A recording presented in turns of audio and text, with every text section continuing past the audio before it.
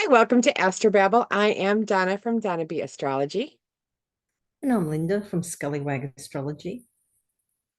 And today we are going to be talking about the full moon in Libra, which is accompanied by eclipse, a lunar eclipse. Yes.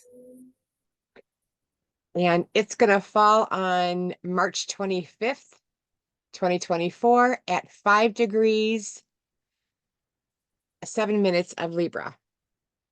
Let me pull up the chart. So this is the full moon in Libra. And this is all of the planets are mostly on the opposite side of the moon. So this eclipse has a good full view of all of the planets. Well, it's nice Yeah. that Mars and Saturn are in inversion in Pisces. You can't they can't see the full moon in Libra, which is nice. Unfortunately, Venus can't see it either, which is the ruler of this full moon as well as being benefic. And Jupiter can't see it. Damn. Yeah, looks like Venus is at least out of the hot pan because she could have a while just about 4 or 5 days ago she was in between Saturn and Mars. So at least Yeah, she's out of that. true, true. Well, and at least she was exalted, so that would have helped her somewhat. Yep. Maybe not much, but it's better than being, Venus and Aries or something between the two. So, yeah. And then the moon mansion is the 15th moon mansion. Has the flavor of Mercury and Mars. So the idea is to focus on business and wealth. It announces the arrival of positive messages about money. So if keep your ears open for messages about money. So it's the great uh lunation to like for business purposes. Not so much for love. So put that on the back burner for now. Oh, okay. We do have another Libra eclipse in, when is that? October. But mm, this is a lunar eclipse because it's a full moon. And if you have planets at around about 5 degrees of the cardinal sign, so that's Aries, Libra, Cancer, and Capricorn, you're more likely to feel the effects of this lunar eclipse. Lunar eclipses do tend to be about endings. It's a full moon, so full moons are about endings, culminations, and high points. Um, Eclipses do tend to kind of shake things up a little bit, though. They do tend to be a little bit more of a shock or a surprise or sudden events. And with it being to do with high points, endings, culminations, sometimes it can eclipse a person or a thing or something similar out of your life. And, in some cases, that's a good thing. Right. Can't get new things in without getting old things out. Pluto's helping with that too. Yeah, that's it's not a close trine to Pluto, but it is a trine, within what, 4 degrees? That's pretty close. I'm looking at that Jupiter Uranus coming up too. When's that? The 20th? Yeah, So 20th, babe. what's that? About 25 days away, so about 3 and a bit weeks. Interesting. Mm. Yeah, there's not a lot of aspects for this fortnight. Maybe three if we can squeeze out those aspects. So this is almost like the calm before the storm. I think there's going to be a lot more energy for the month of April than there is the end of March. Like I said, there's not a lot of aspects, and this is kind of our breathing room. Kind of getting used to the eclipse season. Eclipses tend to bring things in or out of your life as well. There is that on that same theme that you were talking about. Yeah, and it's interesting that there aren't many aspects, like you said, between these two eclipses, because the next lunation, the new moon, is going to be a solar eclipse. Because they say, probably not the best to kind of take on new things during between eclipses. But you know, I'm moving house, so sometimes it just can't be avoided. That solar eclipse on the 8th of April is right on my IC, and the IC, your natal IC, is to do with your home and your family. So it's very appropriate in some ways that I'm moving at this time. And actually, Wow. I found out, Donna often says during our podcast, you know, when a planet moves into a new sign, you know, something happens. And sure enough, when the sun moved into Aries, which is my 4th house, something happened. And I got confirmation right when Mercury, which is the Lord of my year this year, was right on my natal IC. So kind of like a precursor to this eclipse, because that Mercury was on the degree that it's going to be having that solar eclipse on. So yeah, rather interesting. Very interesting how all those things happen. Okay, so are you ready to get to the yes, let's go to the horoscopes. Donna's been doing a great job. She had to do the last podcast by herself because I was indisposed. I'm not sure if we'll be able to cut up this lunations. Usually I cut up the videos, but the individual aspects. But If you are a Libra rising, this is going to be happening in your first house. Libra is the with Libra in the first with the full moon in the first house. This might be something that is gonna, like Linda had said earlier, a culmination of some type that has to do with just you. In the first house is the house all about you and yourself. I see the South Node in it, so it looks like there might be something that is going to be subtracted or lessened in your from your first house. The nodes are also stationing during this eclipse, so you know that might throw some aspects in there that will be unstable. So in the first house, this is the illumination that's going to be happening, and the changes will be happening in your first house. All about you if you're a Libra rising. and if you are a Virgo ascendant, this full moon will be happening in your 2nd house. The 2nd house is all about our income and finances. It's about our personal possessions and resources. So there may be a high point, culmination, or ending to do with an income stream or just finances in general. There's going to be an eclipse in 2 weeks' time, which will be a solar eclipse, and that will be in your 8th house of shared finances and resources. So maybe at this time, for whatever reason, your personal finances or resources are being somewhat dwindled because, you know, in a couple of weeks, you're probably going to be somehow mingling resources with other people's money, whether that's you're paying off a large loan to a bank, or there's some sort of settlement being paid to some other person, or you know, you may be commingling your money with somebody else for whatever reason. Very nice. And if you are a Leo rising, this full moon is going to be happening, and eclipse is going to be happening in your third house. And the third house is the house of your community, the community that you travel in on a day-to-day basis. This is not a long trip. These are places where you're familiar. Even if you go to, you know, a cabin that's just a couple hours away from you, this is going to happen. Or that's what I'm talking about. Places that you're really, really familiar with, that you go to a lot. So this is your community. This could also be your early education, like elementary school. That would have to be things that are doing something that is going around that.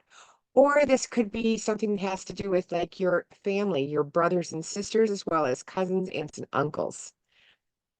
These are things that are coming to that, either endings or things that are being eclipsed out of that for under those or for those topics.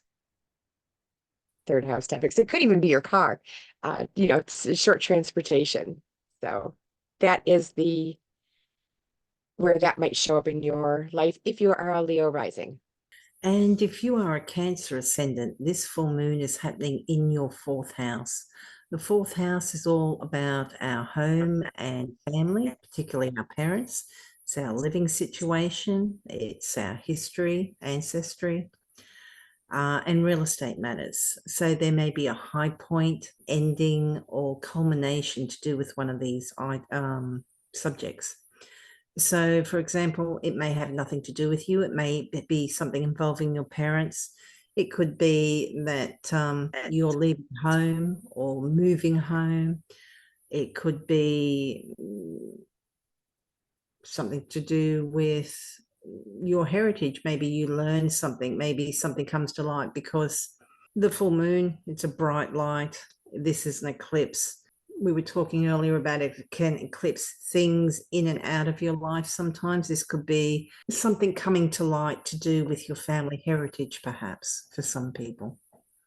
And again, particularly if you do have natal planets at around about 5 degrees of the cardinal signs. So that's Aries, Libra, Cancer, and Capricorn. And if you are a Gemini rising, this is going to be happening in your fifth house. And the fifth house is the house of the things that we create. It's also the place where we have fun. So it could be painting, it could be going to a concert, some kind of a sports event, as well as your children. This might have something to do with them. Something might be eclipsing in and out of their life as well. So this could be really it's a wide gamut of when these houses have places where it could show up in your life. But if you're a Gemini rising, this is some kind of a culmination or an ending that has to do with something that you're creating. Maybe you're finishing that book, being the Gemini that you are. And if you are a Taurus ascendant, this full moon is happening in your sixth house. The sixth house has to do with illness, pets, and employees and service to others. So this could be an employee, or it could be somebody such as a tradesperson you've invited in to do some work around the house. It could be somebody that you have a supervisory rollover at work, or it could be to do with those that provide a service to the public that could include doctors, nurses, first responders, etc. Full moons, it's a bright light. The moon's at full strength. This is an eclipse, so it's a little bit more powerful, and it may be a little bit more unusual or out of left field. As Donna mentioned earlier, this is a south node eclipse, and the south node does tend to decrease. So yeah, this may be, for some, maybe if they've been in a position where they have been of service to the public, maybe they're retiring or resigning or moving on into a new field at this time. It may be a high point for some. It may be graduating or being accepted into a course or a university placement to do with one of those roles. It could be an employee leaving. This can also sometimes include co-workers.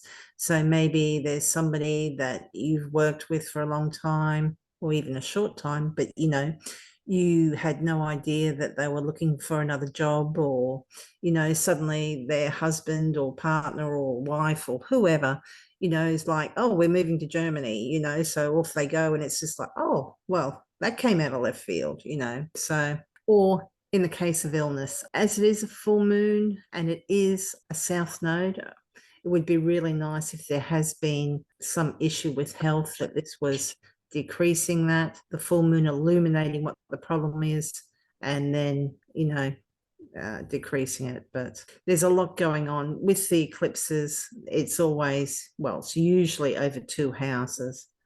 Well, yeah, it is always over 2 houses. They're usually opposite houses, but sometimes when you're changing signs, like the next eclipses, we're going to have in September, October is going to be Pisces, Libra, rather than Aries, Libra. But these set of eclipses we're having in March and April are Libra and Aries.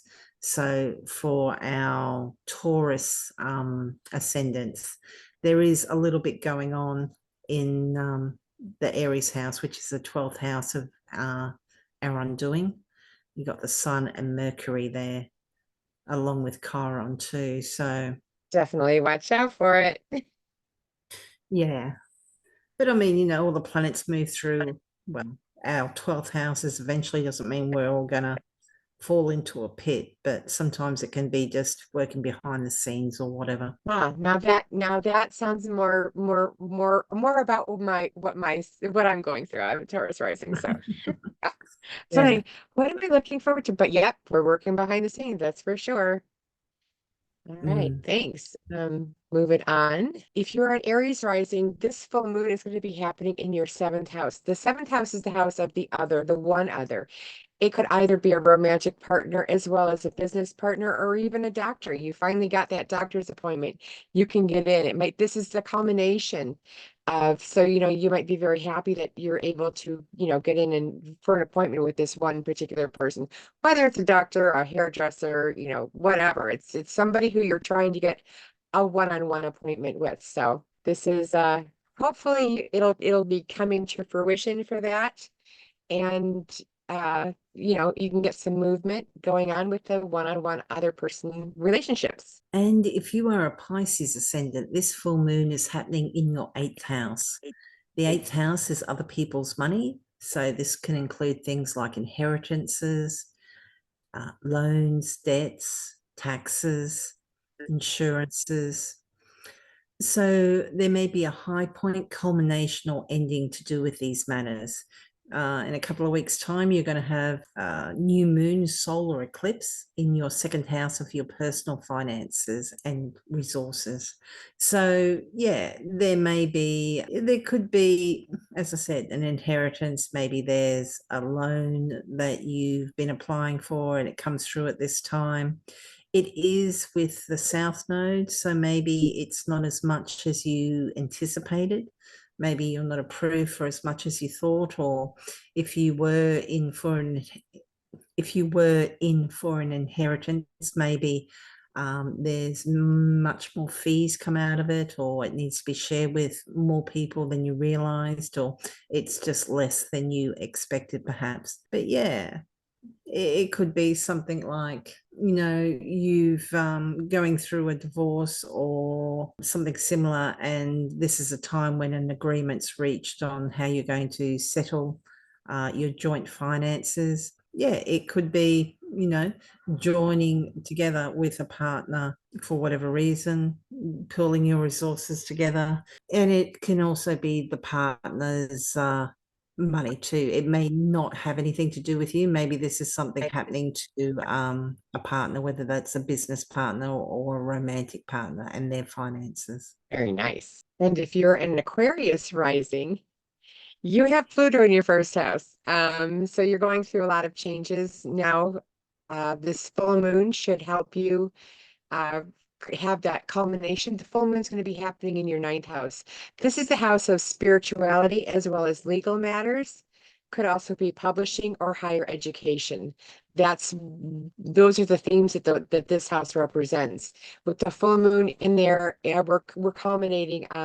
Like I said, if you're not only a Gemini, but you could be an Aquarius finishing a book, and or having a legal matter come up that's about to culminate, or as something of a higher education. You might be graduating a university of some sort. So yeah, this could be very, very exciting, especially if you are an Aquarius rising. You're getting that. You're getting some kind of changes are coming through in your life for sure. And this full moon is focusing on that ninth house of the higher education, publishing, legal matters, and spirituality, the occults, the astrology. So pick up or listen to a full episode, which this will be. So yeah, very exciting. A lot of changes. I see a lot of changes. And if you are a Capricorn ascendant, this full moon is happening in your 10th house of your career and public reputation. So at this time, there's a focus on what you're doing. It's a very public house, and the full moon's a very bright time. So there may be a high point, culmination, or ending to do with career, or it could be something that you do that's in the public eye. This could be something to do, like, you know, for whatever reason, you're getting more attention. That could be you having a baby. It could be you're getting married. It could be anything that brings you a little more notice and acclaim. You know, maybe you're a member of a large group and, you know, you're going to be giving a presentation or something. And all those things, like, you know, talking about groups, 11th house, talking about marriage, 7th house, talking about children, 5th house. Yes, you'll probably have activity going on in those houses as well. But sometimes the moon, because the moon moves so quickly, it being in the 10th house, like I said, it's just for whatever reason, you're getting a lot of attention. It's a very visible house, and the full moon, when it's, you know, fully round and bright, it's extremely bright out there. So yeah, but yeah, there may be some surprising endings or shocks. And 10th house is also authority figures, which can include bosses. You know, maybe you find out that your boss has resigned or moved on or got transferred, or, you know, maybe you are applying for a different job or doing some training for a new job, or, you know, for whatever reason, there's a highlight there and focus on you. Nice. And if you are a Sagittarius rising, this full moon in Libra is going to be happening in your 11th house. And the 11th house is the house of hopes and dreams. It's as well as the house of groups and associations and your friends. So this is a house where things might be coming to fruition, whatever you we're trying to put together with friends or your hopes and dreams. This is the time where it might culminate. You know, like we said earlier, the South Node is in there, so you might not have as much as you were thinking of. Maybe the group has to be a little bit smaller in order to, you know, go into, I don't know, one of those escape rooms or you know, the fun things that you could do. Maybe there's a limit of how many people you can actually get on the boat, or whatever you're doing. Is not voting season in my area. It's snowing right now. We have like 2 inches of snow out there, so not that right now. Yeah. For if you're Sagittarius rising, you're going to have to wait a little bit. But yeah, this is going to be happening in your 11th house. So it's the hopes and dreams. The Sagittarius must be in better weather than I am to be able to do all those. So yeah, it's the house of your hopes and dreams, and things are going to be coming to fruition or culminating around this. And with lunar eclipses, you know, they tend to be more internalized of the energy. It's not really an outward kind of a thing, but it does have some outward signatures to it. And if you are a Scorpio ascendant, this full moon is happening in your 12th house. So the 12th house is the house of our undoing. It's also places of confinement like prisons and hospitals. It could be places of retreat like monasteries, or just going on whether it's a spiritual retreat, or, you know, going away to a spa for, you know, a weekend or something similar. It's hidden and secret matters. It's places of exile, being far from home, and it's working behind the scenes. So there may be a high point, culmination, or ending to do with those matters. Maybe, you know, you've been in hospital or working behind the scenes, or even in prison, and you're released at this time. Maybe, you know, if you've been on a spiritual retreat or been working behind the scenes on something, maybe this is a time where what you've been working towards is reached. Maybe there's there's that culmination there. There may be a little bit of a surprise element to it, because this is the eclipses do tend to kind of upset the apple cart a little bit, or be a little bit unusual, unexpected. But that would be mainly if you have natal planets around about 5 degrees of the cardinal sign. So that's Aries, Libra, Cancer, and Capricorn. It is a place of addictions. As I said earlier, it's the place of our undoing. That could include addictions, bad habits, self-defeating habits, and escapism. Yeah, there may be a light shone on there. You know, this is a full moon and this is a dark and secret place. So it could be that something's exposed at this time. It may be something that you don't really wish to be exposed. That's not going to be applicable for all Scorpio ascendants, but you know, if there is something you're trying to keep hidden, or you would prefer remain quiet, or you know, not viewed, that may not be possible during this time. There is in 2 weeks going to be a solar eclipse in your 6th house of your health, well, the house of illness, amongst other things, and service to others. So for some people, this may be, having that exposed may actually be beneficial and may actually send you on a path to getting some help with that. But, you know, for others, it's, you know, might be just to do with, you know, being away, being in exile, away from where you are. You know, say, for example, if you're a, you know, a first responder and you've been away in an academy learning, that would be your exile in the 12th. You know, when you graduate, you know, that may be beginning of the new career when we have the eclipse in the 6th house of service to others. Very nice. And that brings us to the stone for this month, or for this lunation, which is super, super nice. This is called a rhodochrosite. It's a I'm pink glad you said stone. that. It what? I said, I'm glad you said that. I don't think I could pronounce it.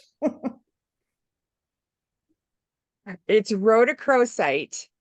Yeah, it's a beautiful stone. I bought this particular, not this one, but I bought this stone in a necklace for my daughter. It was a beautiful necklace. I'll have to get a picture of it. Let me see. But this is how it's a pink, it goes from pink, and you can see that it's translucent. But yeah, it's a pink stone, all pink. Many different colors of pink, dark pink to light pink, and I don't know if you can see that there's a quite a it's a white and light pink kind of um pattern on it. It's really, really pretty. Hopefully I'll get a better picture of it, but I will be doing a blog on it. This stone is good for it's pretty well, yeah, right here, this corner out of it, it broke on me. This stone has a Mohs hardness of 3.5 to 4, so it's a pretty, it breaks kind of easily, so that's kind of, it makes it good for a necklace. This goes with the heart chakra as well as the third chakra. This is found, there was a major find in Argentina, but it's also found in Colorado. So it's good for emotional healing. And what I use this stone is for self-love. This is also good for, it's an excellent stone for child abuse. If you have a client, or if were a victim of child abuse, this is a good stone to work with. It's a good ally for those, the traumas that you endure that you really don't have a choice about. So it's just a wonderful stone of self-forgiveness, and that's kind of why I tie it in with abuse, because you're not, those aren't things that you are, had agency over. You couldn't, that's not something that you could stop. So that's why a lot of people had some some issues when they were children and young. Here's another one. It's more of a pink one. That they're when they're young, and when any kind, whether it's child abuse, whether it's a romantic relationship that went bad, this is a good stone for that. This is when people go through, and this is what I was this is probably what I'm going to start my YouTube channel on my energy healing part. When people endure traumas and things that they didn't mean to happen, those kinds of impacts on your psyche and your whole body, it shows up in certain organs of your body as you have, whether it's abuse or a traffic accident, or you got fired from your job, or your boyfriend left you, or your pet died, or just all kinds of trauma that you could possibly think of, and there's like a gamut. This is a good stone for self-love, and that's what I'm trying to say. And what I do is, when I do work with energy healing, is I try to get, because when you're impacted with a trauma, your chakras go totally out of whack. When that happens, your body can't heal. It needs to, you have to have that balance. And if you don't have that, if you don't have your chakras balanced, I'm not saying it has to be from me, it could be from anybody else. Get your chakras balanced so that your body knows how to heal. And that's how these work with self-love. And it's just a wonderful, gentle, calming stone. And it's called Rhodochrosite. If you find what you think is rhodochrosite and it's got black in it, it's not rhodochrosite. It's another kind of a stone. So this is rhodochrosite. There's a difference. This is white and pink, and it runs the gamut of different pinks, light to dark. That's rhodochrosite. And I will be writing a blog about that, because it is really a great stone. And so let's get on to our aspects. And here's our first aspect. It's Venus will sextile Uranus. When Venus sextiles Uranus, this is a nice aspect. A sextile is a friendly aspect. So this is an aspect where you should have nice things. It has to do with Venus. Uranus is that planet that shakes things up. It's the planet that makes you do the thing that you wouldn't normally do. Like if you always go to, you know, X restaurant, you're going to try Z or M even. So this is a time to mix it up. And with Venus sextiling Uranus, it could have a lot to do with your love relationships, of doing something different, or it could be, mixing things up with how you paint. You might, instead, if you always painted an outdoors, you might decide to paint a still life. So it's just a way of mixing things up. I think that's what the planet Uranus does. And when you have Venus mixing in with it, it just gives you that desire to break the mold. Yeah, this is happening on the 28th of March. So what's that? 3 days after the eclipse. Yeah, so no, it'd be nice. Venus is also our social groups and friends and all that. So this could be just doing something different. I mean, that Uranus, it wants to shake things up, something new, maybe something a little bit freeing. This could be doing something different with the group. This could be mixing with people that you usually wouldn't. It could be things like going to see an art exhibit that's very different to what your usual taste is. Yeah, or it's, spicing things up with a partner perhaps. But it's a sextile, so it should be helpful, should be good, should be fun. It should be different for sure. Yeah, yeah. And Venus is moving pretty quickly at the moment too, so it's not going to be really slow moving. She's moving up towards the sun, so she's getting fast. She's moving at 125% of her usual speed. That is interesting. And then moving on to the next aspect, we have the Mercury retrograde. When Mercury goes into retrograde, a lot of people fear it, and it's meant with caution. It's meant to redo things. A retrograde is meant to redo things. Linda and I have done an episode on the Mercury retrograde. It goes retrograde 3 times a year. This is the official first one. Officially, it's the second one because it was still in a retrograde when we got into January 1st. But this is the retrograde only lasts about 2 or 3 weeks. It went into its shadow period March 18th.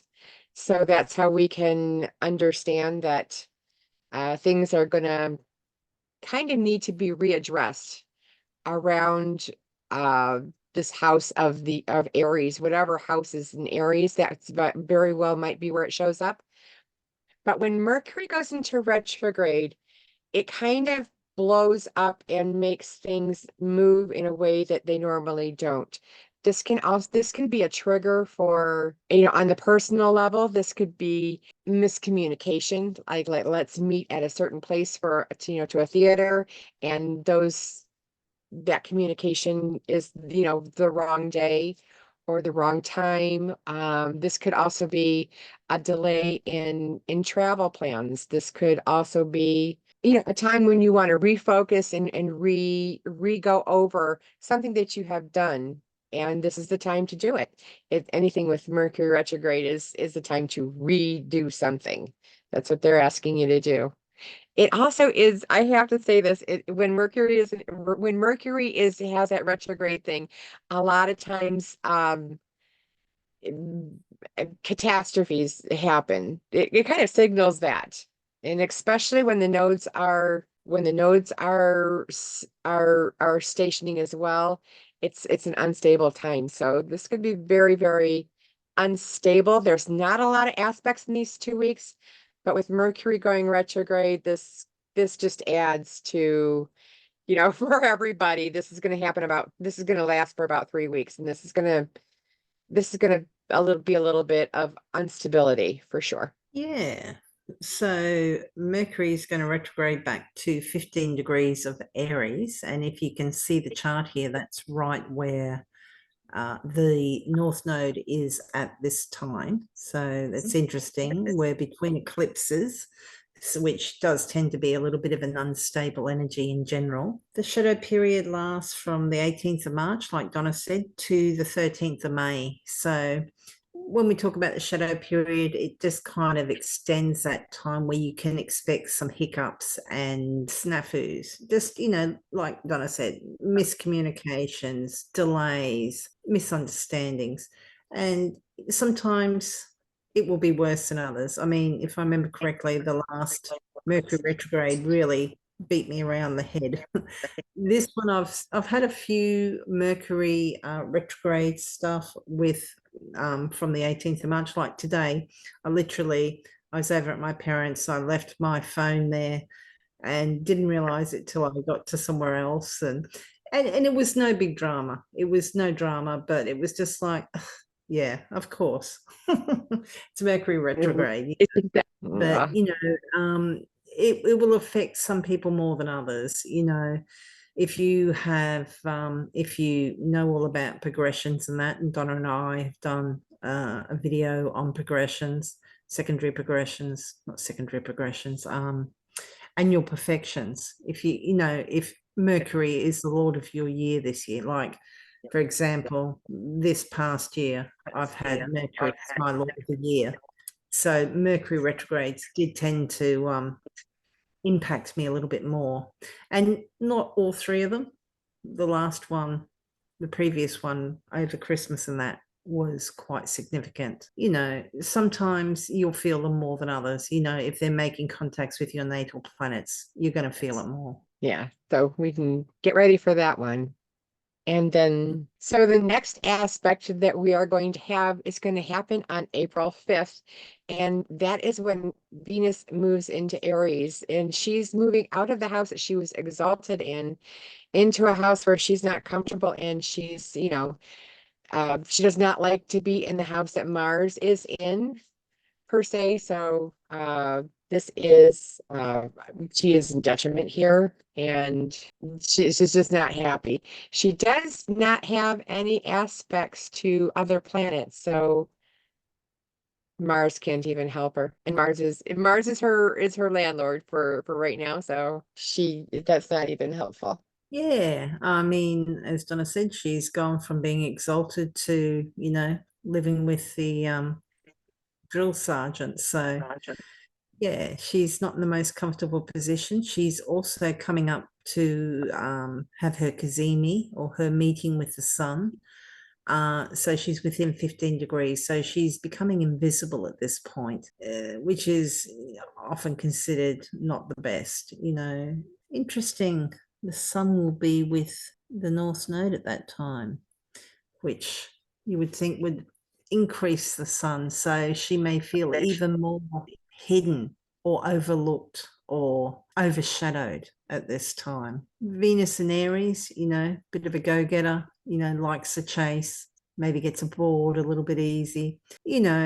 She's in detriment, but it's a feisty go-getter Venus. So wherever Aries is in your natal chart, because even if she is under the beams, even if she is in detriment, she's still a benefic.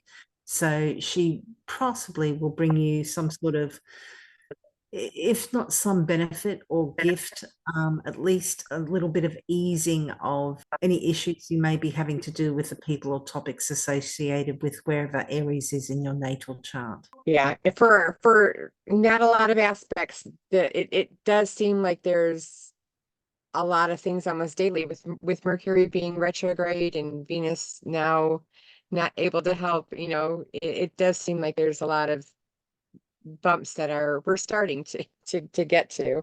So after Venus moves into Aries, the next aspect is the new moon in Aries, Oh, that was and all our that's going to be aspects. that's it. Damn.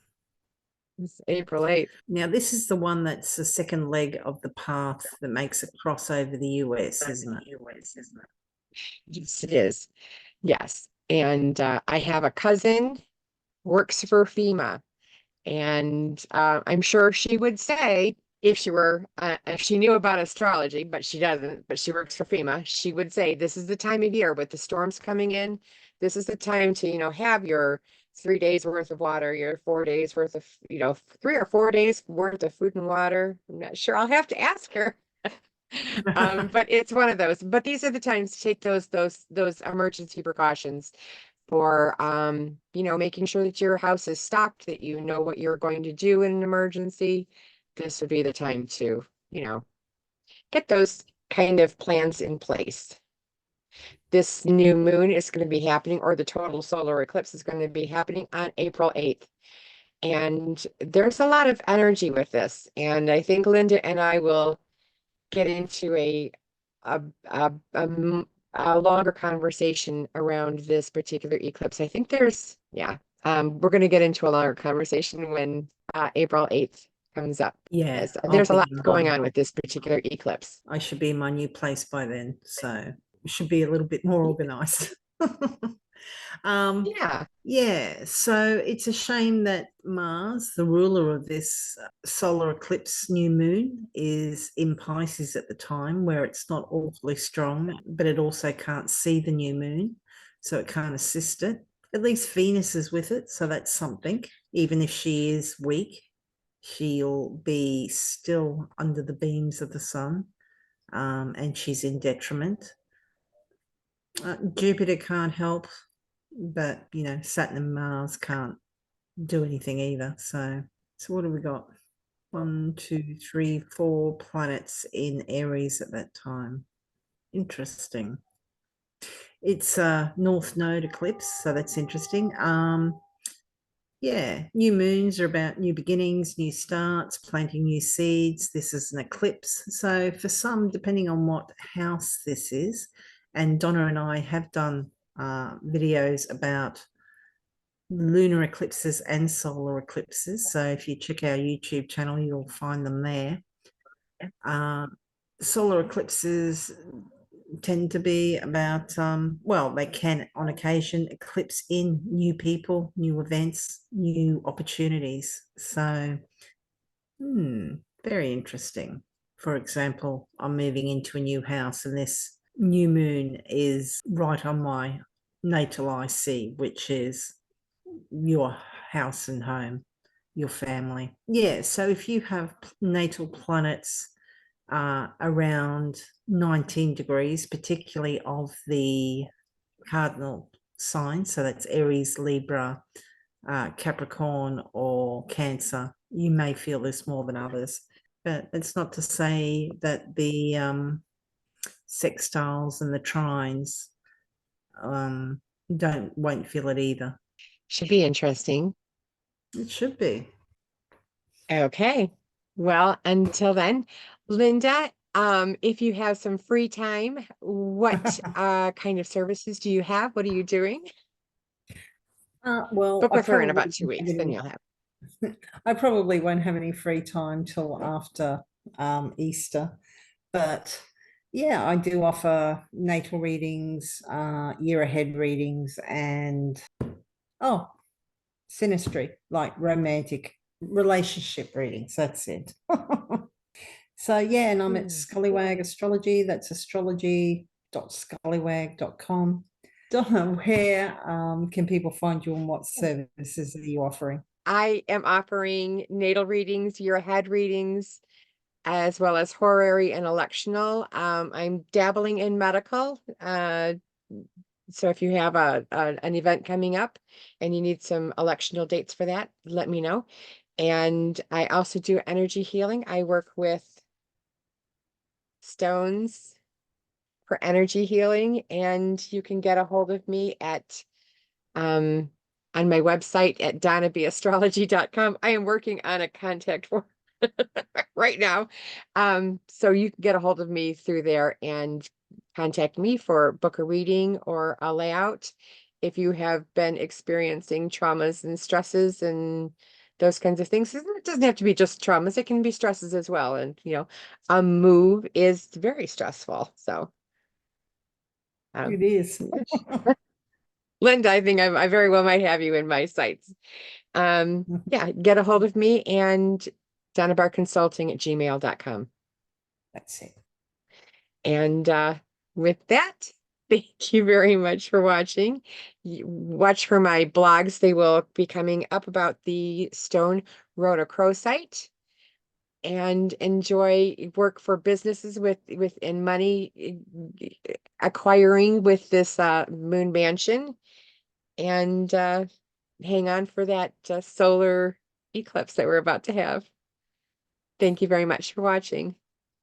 Yeah, and for those people that like the little short clips that we usually have, they haven't been done for the past couple of weeks because I've been extremely busy. Hopefully after Easter that should start to resume. So if you've been wondering what happened, it's life happened. But we should be getting back on top of that soon. Anyway, hope the eclipse, the full moon lunar eclipse is a good one for you. And yeah, take care. There. Bye.